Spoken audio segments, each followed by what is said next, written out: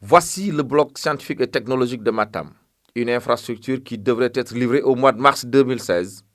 Devant les explications peu convaincantes de l'entrepreneur, les autorités ont dit toute leur déception. Hélas, apparemment, les scientifiques en herbe et leurs professeurs doivent encore attendre. Il faut faire une mission spéciale. On vous apprête le relevé de tout. Vous notifiez ça à l'entreprise, vous assistez l'IA et puis au bureau d'études. Au lycée de Matam, presque une situation similaire.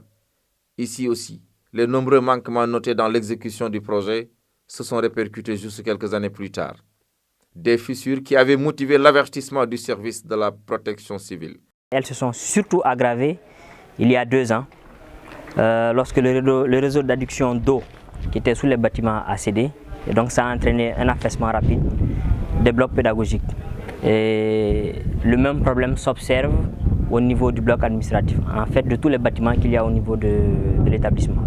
Dans la région de Matam, l'école fait face à de nombreux défis. Au cours de ce CRD spécial, les acteurs ont évoqué surtout le manque de personnel enseignant, la prise en compte des enfants à besoins éducatifs spéciaux, la réservation des abris provisoires, entre autres.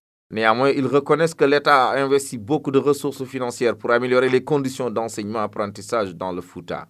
Au total, c'est 7 955 millions de francs CFA. 3 243 millions qui ont servi à construire 561 salles de classe, 42 blocs d'hygiène, 35 blocs administratifs, des murs de clôture et des points d'eau.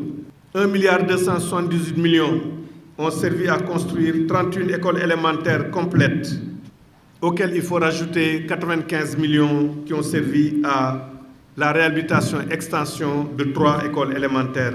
1 528 millions pour construire 8 collèges clés en main, dont 4 achevés et 4 en cours, un bloc scientifique et technologique et l'extension d'un collège. 1 754 millions pour construire 10 lycées par le PASD majoritairement et les communautés, notamment les associations d'immigrés et par l'État du Sénégal. Et 56 millions pour la mise à niveau de 3 daara. Cette rencontre de diagnostic du secteur de l'éducation dans la région de Matam a été une belle occasion pour les autorités de saluer la contribution inestimable des collectivités locales, mais aussi des émigrés dans la construction et l'équipement d'infrastructures scolaires.